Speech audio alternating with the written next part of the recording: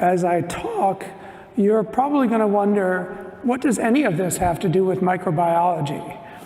And that's kind of the point of what I'm going to talk about. For most of my adult life, I've worked with wonderful colleagues and collaborators like David as a scientist at Stanford. And my job responsibilities were to follow my curiosity wherever it might lead, discover and invent things, and be a mentor to brilliant students and postdocs. It was a complete dream job. It was the job I would invent for myself if I were able to do that. But I'll talk today about a couple of projects that were not part of my nominal job as a Stanford professor, and one of them that caused me to leave my dream job. But these other activities, although they weren't part of my nominal job, were absolutely my job as a human being and a scientist, because I made them my job. So, open access. I backed into open access and the whole open access movement, I guess, and the huge problems that existed with our scientific publication system, and unfortunately still exist to a considerable extent, because I wasn't giving them any thought at all. I seemed to be working fine. The system seemed to be working fine to me as far as I could tell.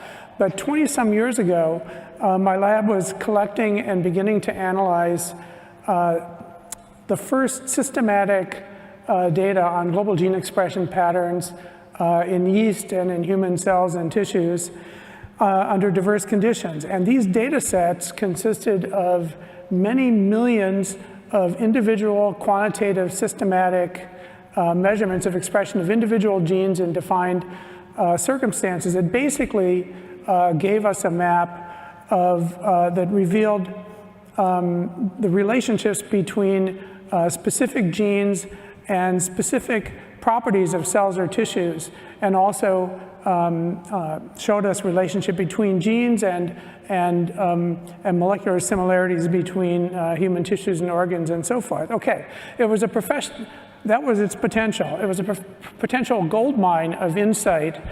And to make these connections that were kind of embodied in this map here, what I started doing was madly reading every paper I could get my hands on that had anything to do with any of the cells we were studying, the processes we're looking at, or any of the genes that were represented here. And it turned out that this was just not going to scale. I mean, I'm not that fast a reader, and it's a lot of information to process and synthesize. And it naturally occurred to me that it would be a lot better if we could just put every relevant article into a database and then write software to mine the articles and systematically integrate it with this kind of data and discover the sort of emergent properties of this map. And that's when I discovered, what? I can't do it. Not because it's not possible, it's trivially possible, but because the scientific publishers won't allow me to use data that was published by other scientists entirely for the purpose of enabling scientific progress of the kind I was trying to make. It's ridiculous, it's unacceptable. What right do these publishers have to stand in the way of new research? This is what I was thinking. And more importantly, that epiphany opened my eyes to an even bigger issue, which was that the overwhelming majority of the people for whom the research is being done, who in many cases are paying for the research with their tax dollars, can't access or learn from the results. So if you happen to be a high school or college student who reads about some exciting new scientific result in the news, and you want to read the original article, and believe me, there are a lot of you know, kids like this, I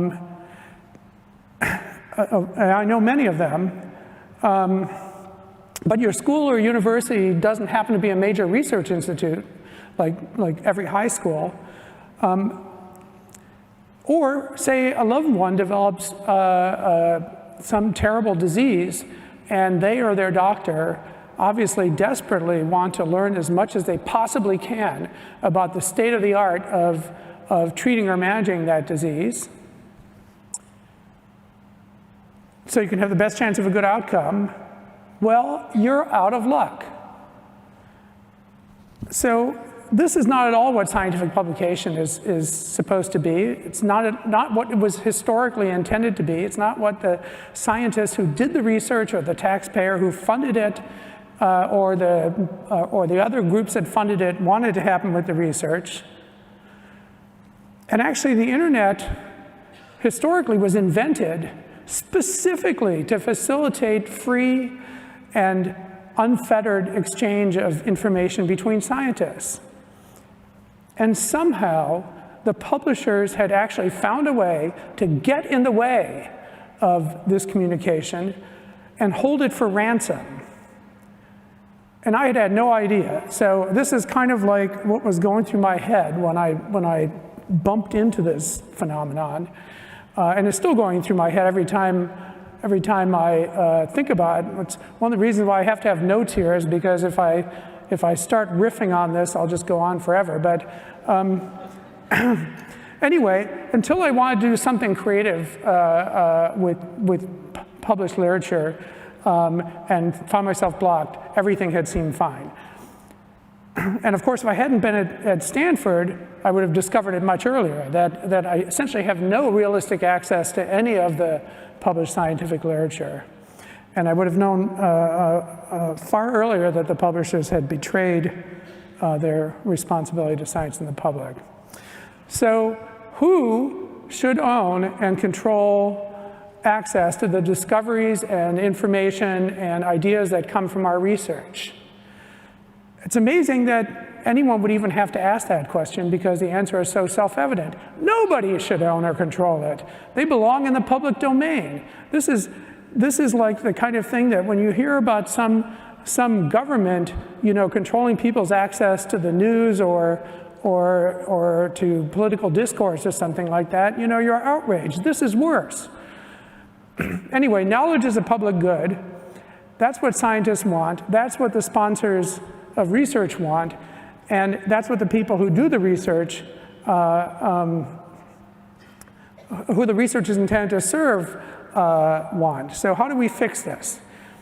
It wasn't my job to do this, but it was my job to do it because it had to be done, and I didn't see it being done.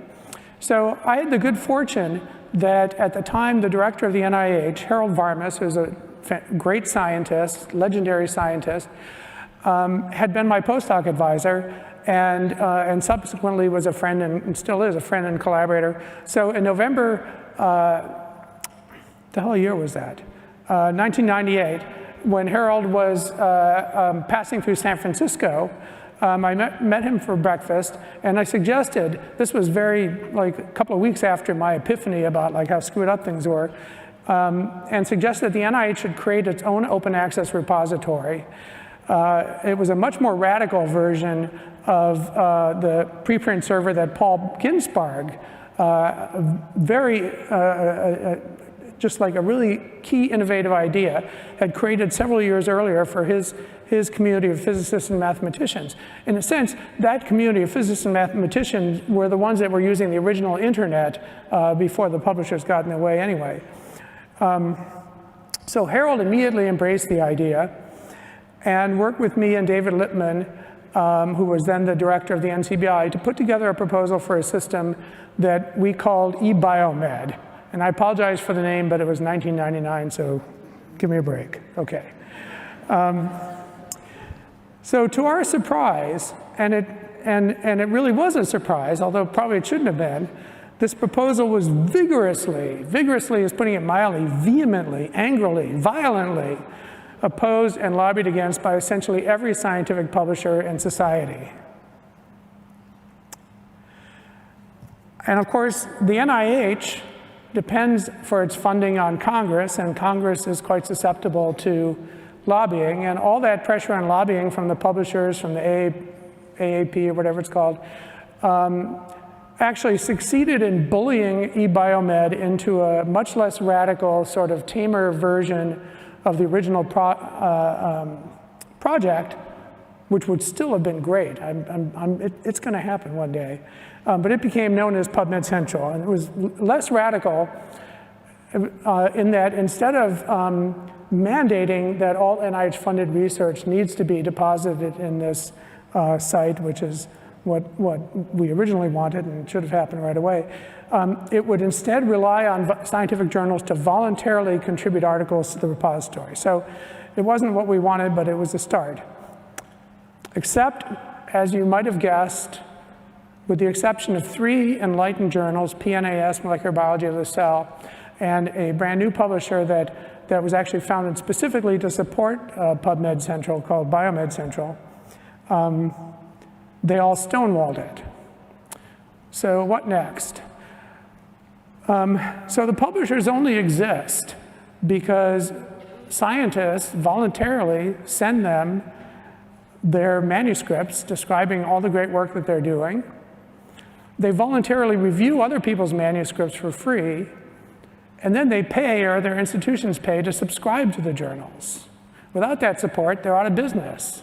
And wouldn't that be great? By the way, one of the things, I'm going to go off on one tangent, then I'm going to start paying attention to my notes again. But one of the things that at this time, I got invited kind of inexplicably to a big conference where all the major publishers are represented. And it was sort of like, you know, that famous scene in the 60s when Nikita Khrushchev was banging his shoe on the table and saying, "We will bury you." But basically, what I was saying to the publishers is, you know, if I had a button I could push, and it would make, not the people, but it made that institution completely go away, the next second, science would be better off, and scientific communication would be better off, okay? It's in the way, it's not helping. Anyway, okay, now back to what I was supposed to say. I wrote this open letter, and the signers of which basically stated their conviction, I won't read the whole thing, that the published work, the work that they publish, belongs in the public domain.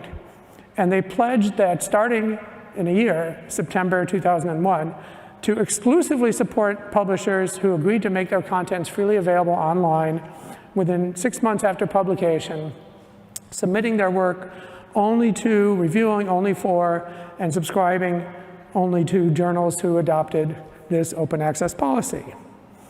And the letter, we called it the Public Library of Science Initiative. It was initially circulated by hand. This is a version that I circulated to some of my Stanford colleagues. Did Dave Ruhlman sign this? He must have. It might be off the bottom of the page. But anyway, and also members and leaders of scientific societies and so forth. Pretty much everybody that I handed it to was welcome signing it. And then my colleague and lifetime co-conspirator Mike Eisen set up a website so we could collect signatures globally. And then over the next year, that open letter eventually received more than 36,000 signatures from scientists from more than 150 countries. So, can't ignore that, right? I guess you can. So by the fall of 2001, it was clear that only a tiny handful of publishers would be willing to share the articles with which they'd been entrusted by their authors, share it with the global scientific community and the public. So awkward. So the waiting period for this pledge that 36,000 scientists and many of my best scientific friends had signed was over in the summer of 2001. And all these scientists who had made this commitment suddenly found themselves with virtually no options for adhering to the pledge, for publishing their work and doing their business. Of course, they did have options. They could have just posted them. But anyway, so crap. Now what are we going to do? So, well, screw them. We're just going to have to beat them at their own game. So we turned Public Library of Science from a web domain into a nonprofit corporation. Now we needed to launch a new business from scratch and to compete with an industry that had annual revenues in the billions of dollars. It's like $10 billion this year, ridiculous. So we needed startup capital. And I did a back of the envelope calculation and estimated that we would need around $600,000 to launch an open access online publisher. Of course, I had never seen, let alone written, a business plan.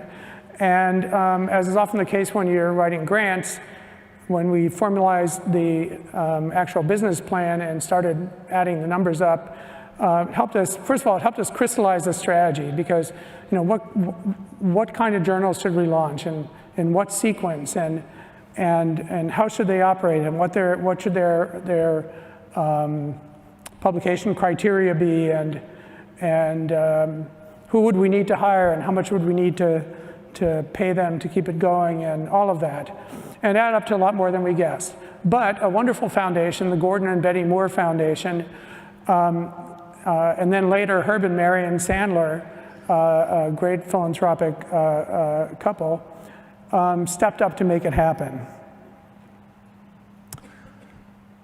So the first journals that we were going to launch, wow,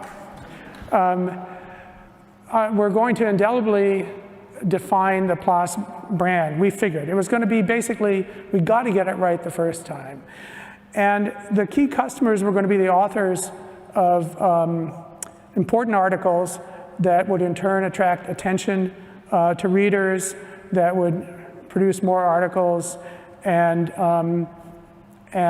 this was how this thing was going to get off the ground. Because of course we started with nothing. I mean, there was nothing to submit to, and no history, no track record, and so forth. Okay. So we realized that this is meeting your target audience where they are. We realized that scientists have this process where they want to publish in a journal that is the most selective journal that's not going to reject their paper. And so the more papers you reject, the more people want to publish their papers in a journal. Okay, it is perverse, but that means that the best way for a journal to establish itself as not to be ignored, an attractive journal to publish in, is to promise to reject most of them. Okay. And that was absolutely diametrically opposed to what we had proposed in EU Biomed, and really what we aspired to. But we also had to be realistic about where people were operating at that time. And we knew we had to start a journal that rejected most of the papers that were submitted. We had to painfully reject them, even though their work deserved to be published, even though the very reason we founded PLOS was to make all scientific research discoveries and data freely available to the public, with minimal imposition of our own prejudices and judgments on what should be published. Okay. So we hired editors. We hired the then editor from Cell. We hired a bunch of editors from these highly selective journals who were eager to get out of that world and become open access editors, I guarantee you. But and they had a well-established reputation. This is part of the reason we hired them, because they were great, but also because they had a great reputation for rejecting almost every paper that they read. And then we projected confidence. This was part of the game, is that you got to act like you're on top of the world even before you exist. So that great people would feel like, oh, I got to publish in PLOS Biology. And anyway, so then we launched this journal. And the day that PLOS Biology launched, this was like an epic moment for me. 2 of the stock rating agencies downgraded Elsevier's stock, specifically because they pointed to the competitive risk of open access publishing to that publisher. And boy, they were ahead of their times. But Elsevier lost $1 billion in market value overnight. And I just felt like, yes, that's even better than making $1 billion. Okay.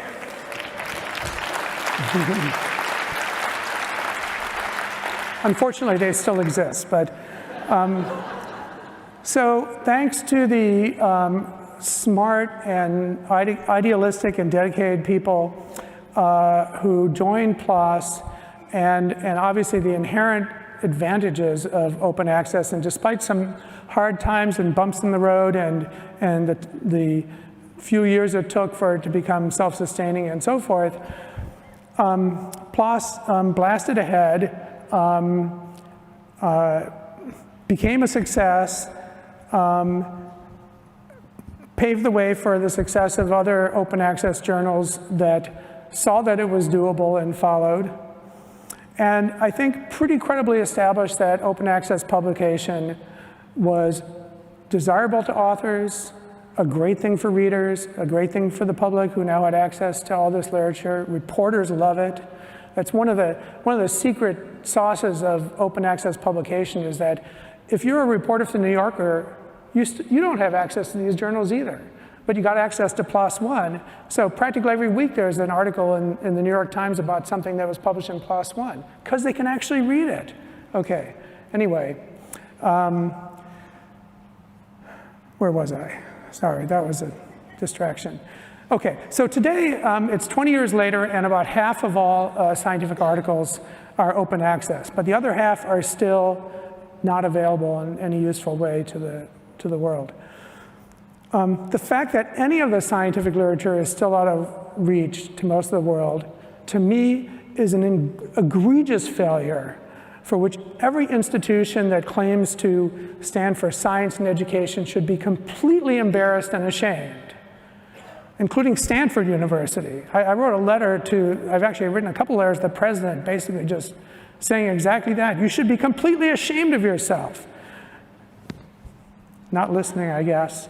But really, I think there's no excuse. There's just absolutely no excuse for this. There might have been an excuse 20 years ago when people were saying, oh, well, we're not sure that there's a sustainable business model for open access. That's ancient history. No excuse.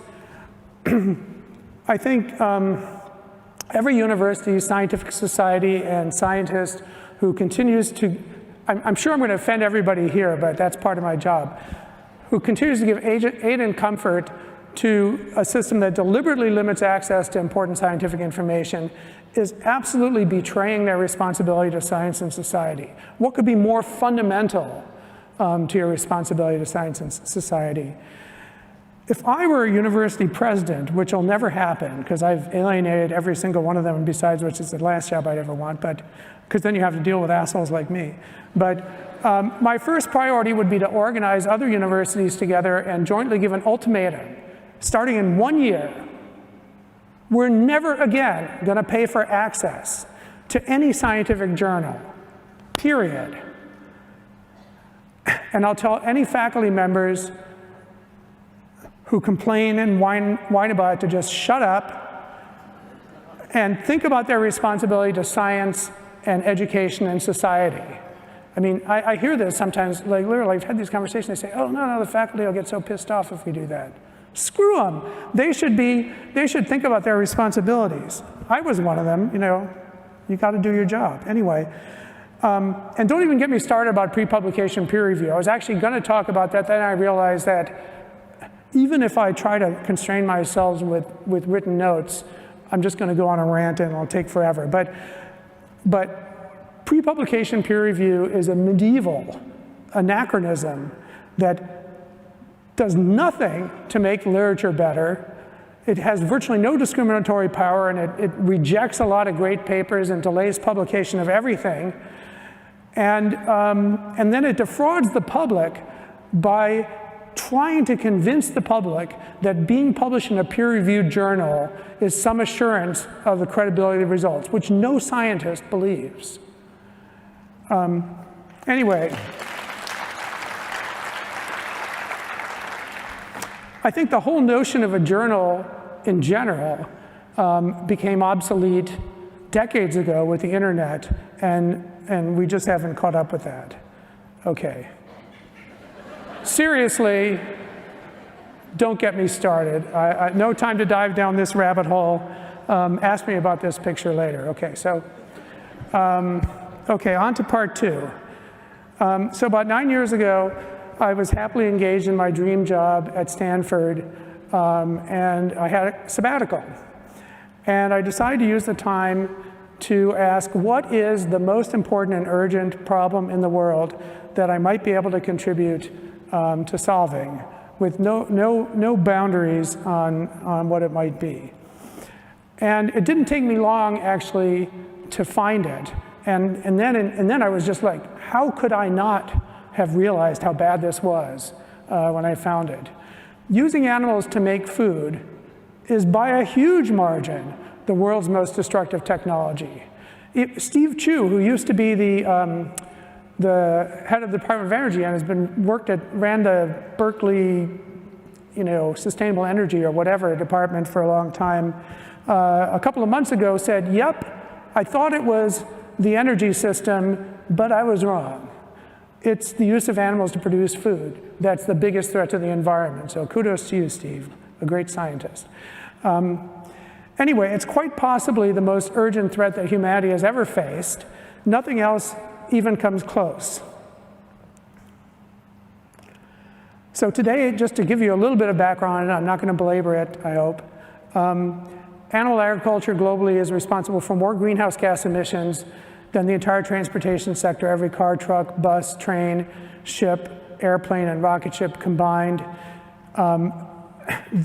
Just to give you an idea, consuming a global average pound of beef is the greenhouse gas equivalent to driving 74 miles in the EPA average American car. Okay, that's the greenhouse gas picture.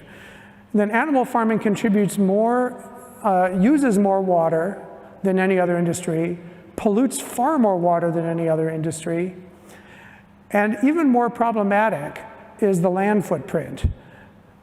So less than 1% of the land area of Earth would hold every city that has a population of more than 200,000, okay? Less than 1%. Animal farming occupies more than 45% of the entire land surface of Earth that's not covered by ice or water. And that's more than the combined area, the combined total area of North America, South America, Australia, and Europe. This is land that used to support biodiversity, diverse ecosystems, provide habitat for wildlife. It's now basically nothing but, it's dominated by grazing animals and feed crops with virtually no biodiversity, plant or animal. So for all practical purposes, the footprint of humanity on Earth is animal agriculture. And the demand for animal-derived foods is skyrocketing. It's driving global deforestation, overwhelmingly the driver of global deforestation and ecosystem degradation, with catastrophic effects on global biodiversity. So 10,000 years ago, the vast majority of all animal biomass on Earth was made up of diverse wild species. Humans had a very small footprint. There were no cows. 40 years ago, the human population had grown to outweigh the world's wildlife, and the animals we farmed for food outweighed them both by a lot. But then it got worse. Today, domestic cattle alone outweigh every remaining wild vertebrate on land by more than a factor of 10. Pigs outweigh every wild land vertebrate by more than a factor of 2. Chickens outweigh every wild bird left on Earth by more than a factor of 2.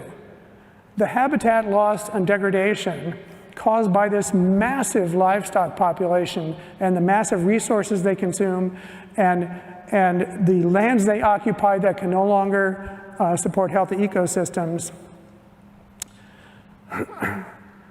is it's caused a catastrophic meltdown of wildlife populations. So according to a publication by the World Wildlife Fund a couple of years ago and then again last year, the average population of wild animal species around the world, birds, mammals, fish, reptiles, amphibians, even invertebrates, is less than half what it was 40 years ago.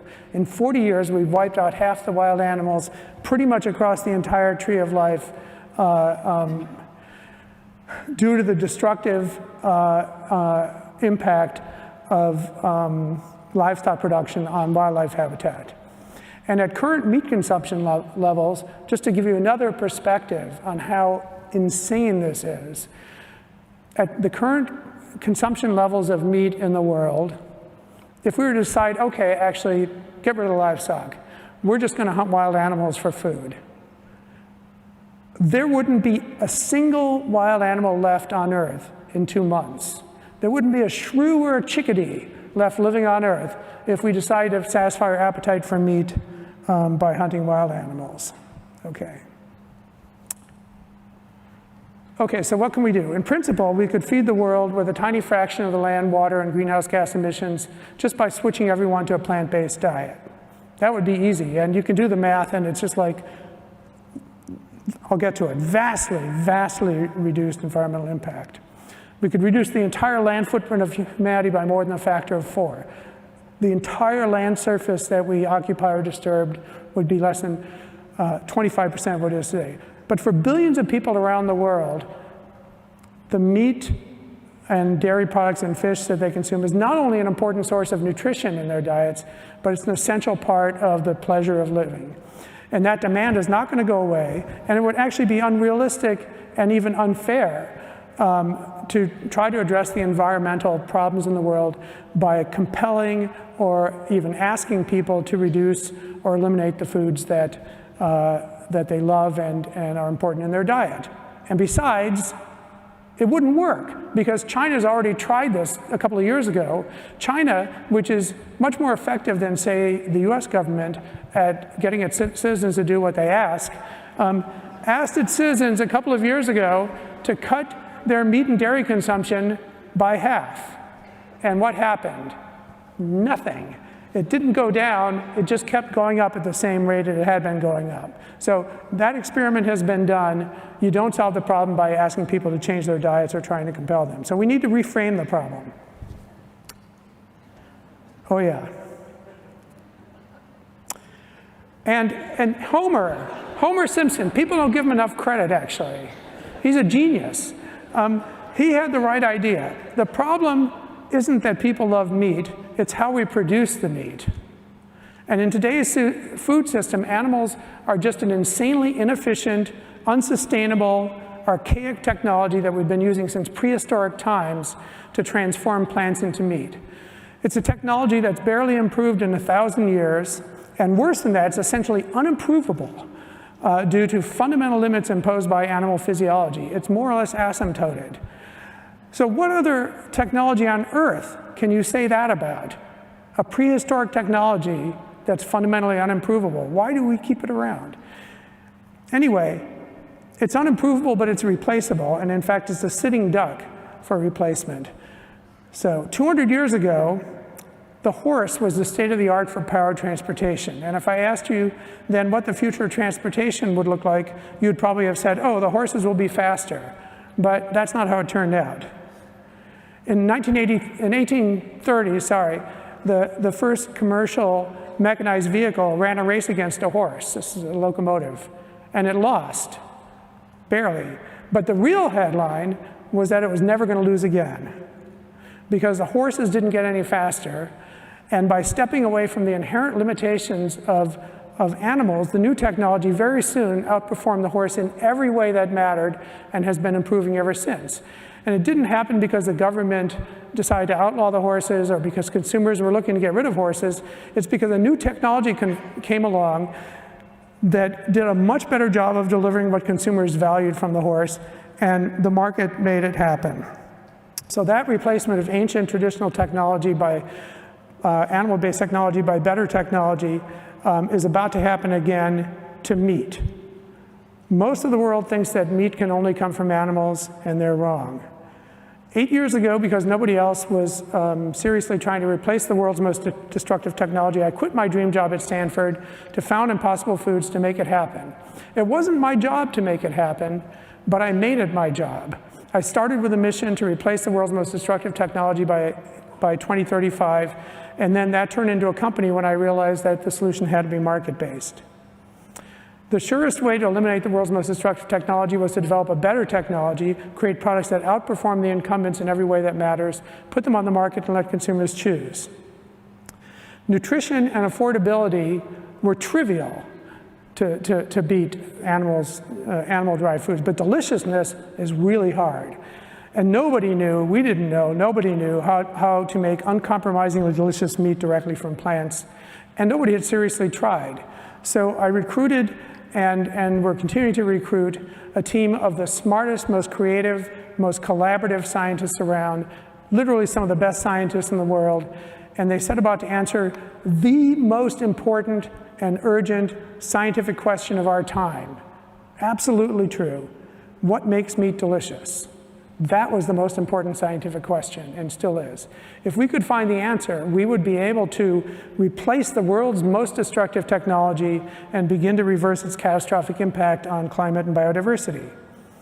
So we set to work, and we've been answering that question. And probably the most important discovery that we made early on was that one magic ingredient is responsible for the delicious and craveable flavors that make meat categorically unlike any plant-based food on Earth, and that's heme. So heme, as everybody here knows, is a molecule that's essential to almost every cell on Earth, but it's most familiar as the iron-containing molecule that makes your blood red and carries oxygen in your blood.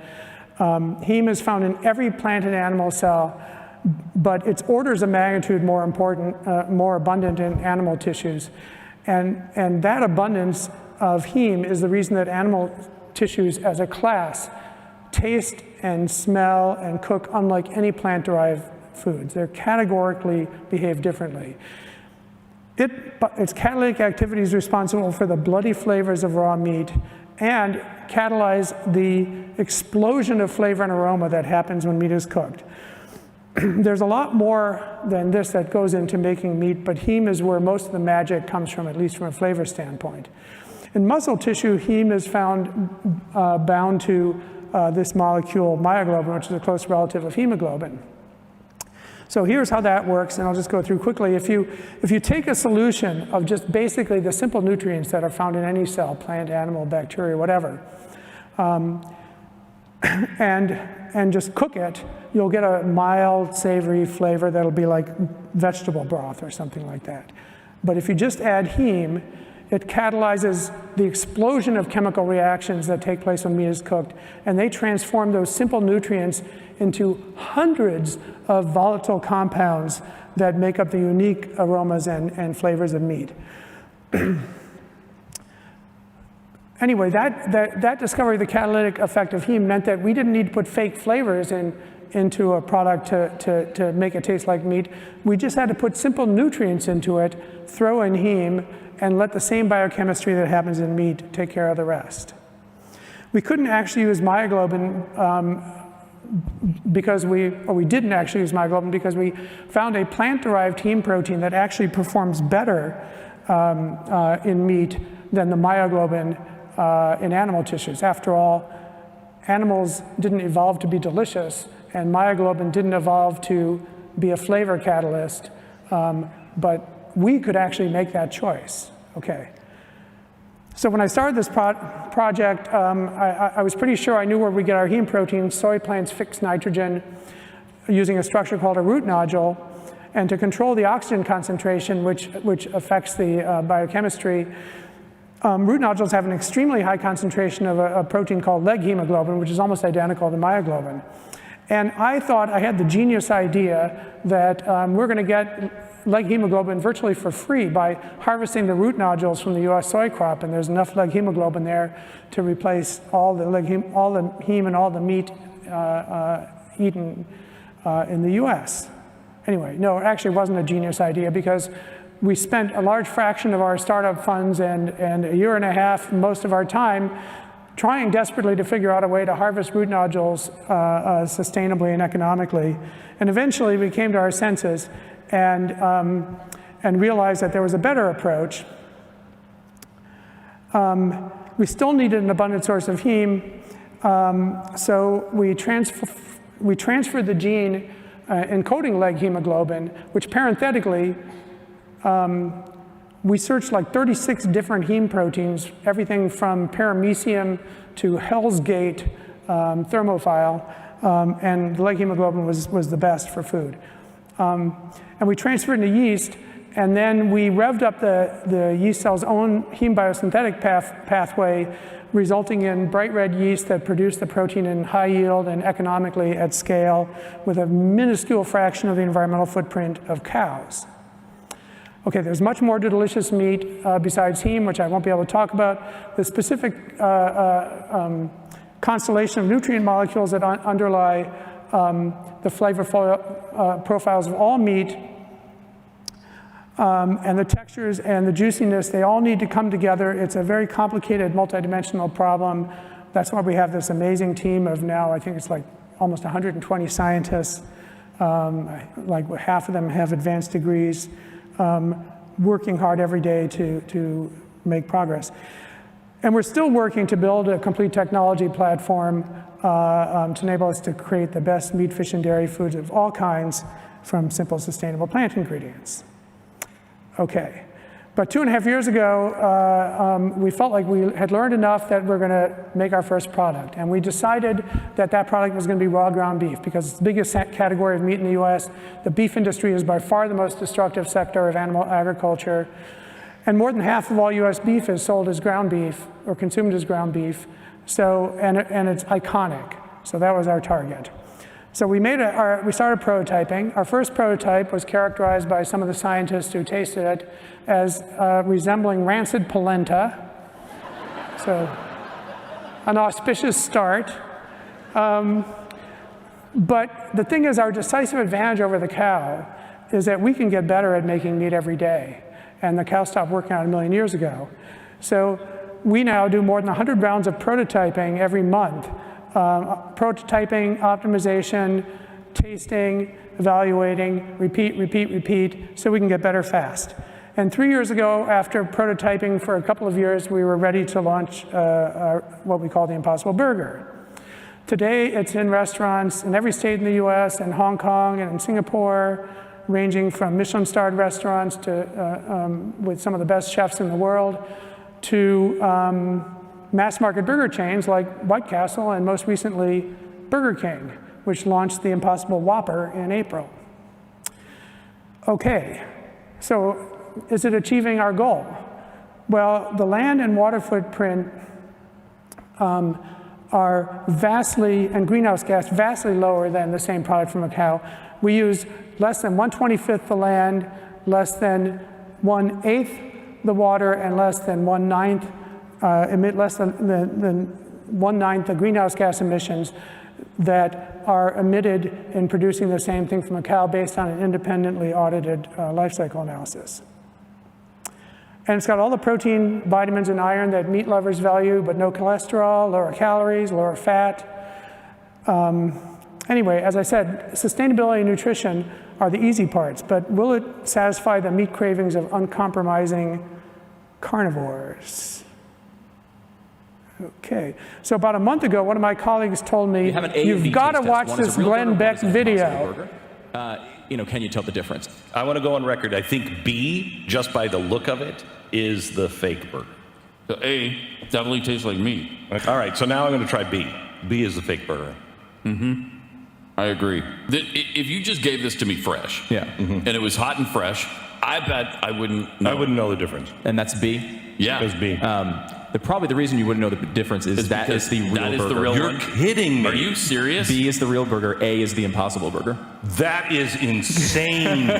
That's amazing. I'm shocked that both of you went with the wrong. That is amazing. That's wrong. That's wrong to do that to me. That really is crazy. I could go vegan. I am expecting my cows, because I have a ranch, cows, and that's what we raise them to be. I am expecting my cows to be taking their little hooves and pushing plates of this towards me. They're like, have you tried this? The Impossible Whopper is right around the corner. 7,300 Burger Kings are about to have it as well. And they are going into grocery stores later this year. If Glenn and I can't tell the difference, I think that's amazing. That's incredible. Wild endorsement. I am blown away by that. Yeah. That's unreal. We are anti-fake food. Yes. We are anti-vegan stuff. We both hate vegetables. Yes.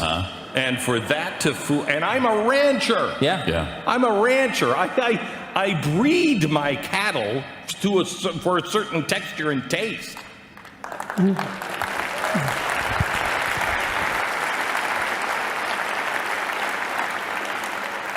Needless to say, we didn't set this up. Glenn Beck is not a paid spokesman for Impossible Foods, but it was just a trick that their producer played on him, and someone told me about it, and I had to force myself to watch it. Okay. So are there any lessons from the experience that I've talked about? Because I just felt like it's just a ramble about things I've done the past few years and so forth. Are there any useful themes? And maybe it's debatable, but one, what I think our potential lessons are, one, our core function as scientists is to challenge the status quo and the conventional wisdom. That is the core function of a scientist. The reason that science matters to ourselves and to society has always been that our current model of the universe that we're carrying around in our heads or in textbooks or whatever, our cells, our genomes, our microbiome, how to treat a disease and so forth, is either incomplete or wrong. Otherwise, our work would be done and we could all go home. Our mission as scientists is to discover what's missing or wrong with the conventional wisdom and the status quo and update the model. And then the next generation will work to figure out what we got wrong and so on ad infinitum. Second thing is, don't stay in your lane. First of all, there are no lanes. Did you notice that? Where are the lanes? There are no lanes. Science has no natural boundaries. A lot of people, I think, seriously let these artificial labels like, oh, I'm a geneticist, so I do genetics, or whatever, to somehow constrain their scope. And actually, it's not just a scientist. I had the best grant I ever wrote, actually, was rejected because it was like my first grant about all the stuff I want to do in genomics. It was rejected. Probably the biggest reason was the reviewer said, oh, he's not a geneticist. What the hell does that mean? Anyway, whatever. But there are no boundaries. The labels are bullshit. Jumping into a field where you're not an expert, actually, can be jumping into a field where you're not an expert is obviously can be intimidating. It can also be a hell of a lot of fun. But outsiders and beginners and amateurs have one big advantage over the established experts, and that is they have not become comfortable with all the prevailing assumptions and conventional wisdoms of the field, which, as we know, looking back on the prevailing assumptions and conventional wisdom of 25 years ago, are likely, in many cases, to be wrong, and they haven't bought into them. So they can look at it with a fresh eyes and possibly make some discoveries that no one else would think about. And finally, it is your job. The biggest obstacle, I think, that holds people back from solving important problems is that they make the assumption, especially if it's like a big, like global problem that a lot of people should care about, they make the assumption that it's not their job to solve it, that it's someone else's job. Maybe the government should be working on this, the UN, where's the UN doing? The experts, the publishers should solve this problem. The food industry, they should be doing it, but they're not doing it. And they don't even recognize maybe that there's a problem to solve. And if you're talking yourself out of doing it because you think, oh, who am I? I'm the least qualified person in the world to be a CEO of anything, much less a food company. But I didn't let that hold me back because someone had to do it, and I didn't see anyone else stepping up. So I guess the message I would say is, if you see an important problem that you think has to be solved, and you want it to be solved, it's your problem to solve it. if you step up and make it your job, it's your job. And you might not succeed, but if you don't do it, you know, if nobody steps up, it's definitely not going to be solved. Okay, and that's all I have to say. I wish I had time to thank all the wonderful people who made the stuff I talked about possible. Everything I've done in my entire career has involved collaborating with brilliant, dedicated, inspiring colleagues and mentors like David Relman. And in my forays into open access and fixing a catastrophically broken food system, I've just been a minuscule part of the group that's been carrying on these projects. And I wish I had time to acknowledge them all, but that would take an hour. So anyway, thank you all for listening.